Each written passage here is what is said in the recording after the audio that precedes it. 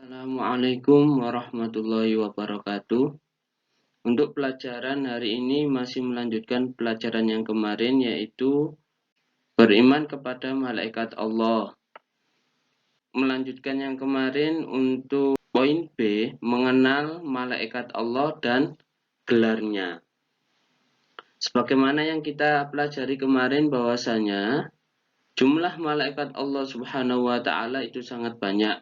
Namun ada 10 malaikat yang wajib kita yakini keberadaannya. Mereka memiliki tugas masing-masing yang sudah ditetapkan oleh Allah Subhanahu wa taala. Adapun nama, julukan atau gelar yang melekat pada masing-masing malaikat adalah sebagai berikut. Yang pertama, malaikat Jibril.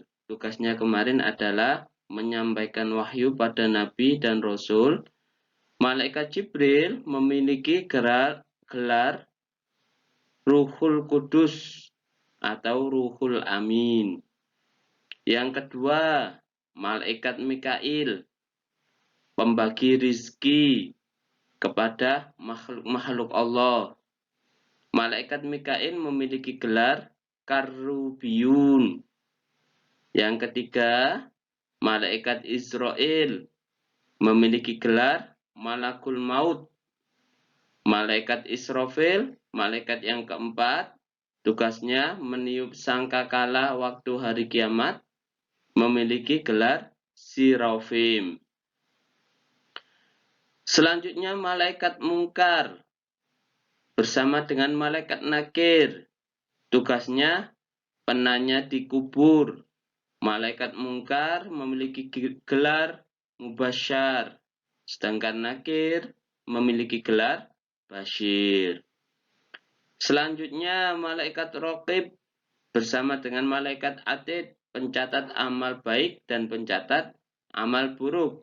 Malaikat Raqib memiliki gelar Kiroman. Malaikat Atid memiliki gelar Katibin. Berarti Raqib Atid adalah malaikat Kiroman Katibin. Yang selanjutnya malaikat Ridwan, penjaga surga, memiliki gelar Muqarrabin. Yang terakhir, malaikat Malik memiliki gelar malaikat Zabaniyah. Untuk yang poin C, menerima keberadaan malaikat Allah Subhanahu wa taala. Meskipun malaikat adalah makhluk gaib, tetapi Allah memberikan bukti akan keberadaan malaikat. Semua peristiwa di alam semesta ini dapat menjadi bukti adanya malaikat. Di antara bukti-bukti keberadaan malaikat Allah Subhanahu wa taala adalah sebagai berikut. Keberadaan kitab suci Al-Qur'an. Al-Qur'an berasal dari wahyu Allah Subhanahu wa taala yang disampaikan oleh malaikat Jibril kepada Nabi Muhammad SAW.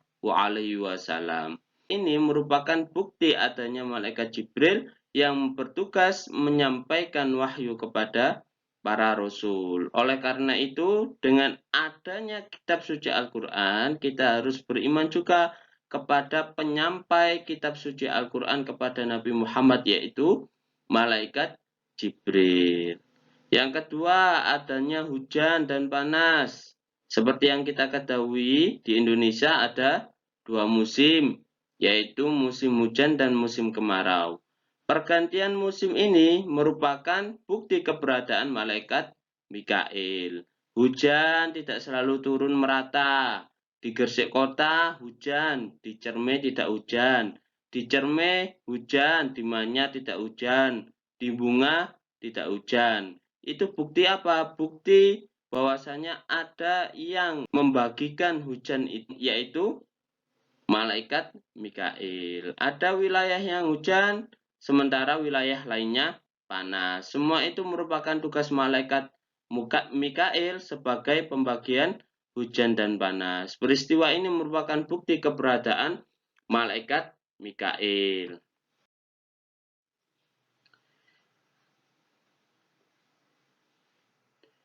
Untuk poin selanjutnya adalah perilaku yang mencerminkan keimanan kita kepada malaikat Allah Subhanahu wa taala. Sebagaimana yang kita pelajari, iman artinya adalah meyakini dalam hati, mengucapkan dengan lisan, dan mengamalkan dalam perbuatan. Iman kepada malaikat Allah berarti meyakini dengan segenap hati bahwasanya malaikat itu ada. Di samping itu, juga menyatakan dalam lisan dan perbuatan. Orang yang beriman kepada malaikat Allah harus membuktikannya dalam perbuatan sehari-hari. Di antara perbuatan sehari-hari yang dapat membuktikan kita beriman kepada malaikat Allah Subhanahu wa Ta'ala adalah rajin bertadarus Al-Quran. Sebagaimana yang dijelaskan tadi, bahwasanya Al-Quran adalah wahyu Allah Subhanahu wa Ta'ala yang diturunkan kepada Nabi Muhammad SAW melalui malaikat Jibril.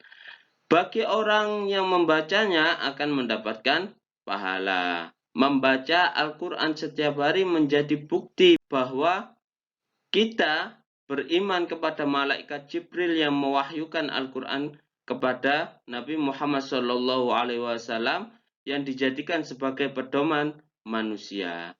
Jika kita mengakui keberadaan malaikat Allah Subhanahu wa Ta'ala, maka hendaknya kita rajin membaca Al-Quran. Yang kedua, di antara cara-cara kita beriman kepada malaikat Allah dengan cara tekun beribadah kepada Allah, sholat, zikir, dan lain sebagainya. Beribadah kepada Allah dapat membuat kita dekat kepada Allah Subhanahu wa Ta'ala, seperti dengan sholat 5 waktu, berzikir setiap habis sholat. Ini merupakan salah satu cara mendekatkan diri kepada Allah Subhanahu wa Ta'ala dan mencari bekal. Sebab apa? Orang yang meninggal besok di hari kiamat akan dihitung amalnya.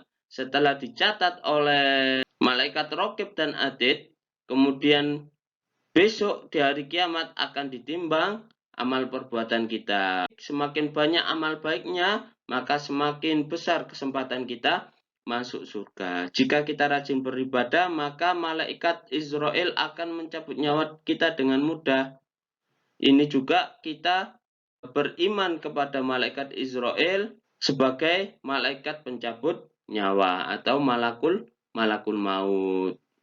Di antara perbuatan kita yang dapat mengimani keberadaan malaikat selanjutnya adalah dengan suka berbuat kebaikan. Sebagai seorang muslim kita harus memperbanyak berbuat kebaikan seperti bersedekah, menjenguk teman yang sakit, menghormat dan patuh kepada orang tua, guru, serta kakak, adik, atau ustadz, ustadzah, dan lain sebagainya. Semua perbuatan baik yang kita lakukan di dunia ini akan dicatat oleh malaikat Raqib. Sebaliknya, semua perbuatan buruk yang kita lakukan di dunia ini akan dicatat oleh malaikat Atid. Setiap hari malaikat Raqib dan Atid selalu mengawal kita kemanapun kita pergi. Oleh karena itu kita harus berhati-hati dalam beramal supaya kita senantiasa beramal kebaikan. Mungkin untuk pertemuan kali ini itu saja yang dapat Pak Izzat sampaikan. Terima kasih, semoga ilmunya bermanfaat. Wallahul muwaffiq ila aqwamit thoriq. Wassalamualaikum warahmatullahi wabarakatuh.